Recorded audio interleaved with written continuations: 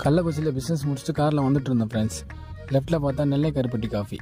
அப்போ வரைக்கும் எங்களுக்கு டீ சாப்பிடணும்னு தோணவே இல்லை. அந்த கடையை பார்த்தோன்னே திடீர்னு டீ சாப்பிடணும்னு தோணிடுச்சு. டக்குன்னு 3 டீ ஆர்டர் பண்ணிவிட்டு வீட்டுக்கு தேவையான ஸ்நாக்ஸ் எல்லாமே வாங்கி முடிச்சிட்டோங்க.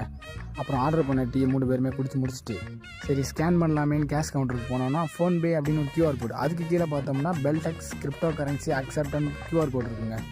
ஏன்னா எங்கேயோ பார்த்த மாதிரி இருக்குன்னு பார்த்தா நம்ம பண்ணுற பிஸ்னஸ் இங்கே இருக்குது. ஓகே நம்மகிட்ட தான் வேலெட் இருக்குது, அதில் காயின் இருக்குது அப்படின்னு சொல்லி ஸ்கேன் பண்ணி டோட்டலாக 210 ரூபா வந்துச்சுங்க. நம்மளோட பெல்டெக்ஸ் டிவைட் பண்ணி ஒரு 30 காயின் சென்ட் பண்ணியாச்சுங்க.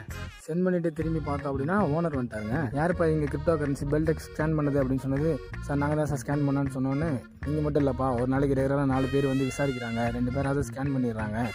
ஸோ நீங்கள் அமிச்ச காயின் வந்துருச்சா அப்படின்னு சொல்லி செக் பண்ணி பார்க்குறேன்ப்பா அப்படின்னு சொல்லிட்டு அவரோட வேலெட்டை ஓப்பன் பண்ணி செக் பண்ணிட்டாருங்க. சரிங்கப்பா போகலாம் அப்படின்னு சொல்லிட்டாங்க. திரும்பி காரில் ஏறும்போது தான் ஒரு சிந்தனை வந்துச்சு, நம்மளோட வேலெட்டில் கம்மியான காயின் இருக்குது. சரி நம்ம லீடரோட வேலெட்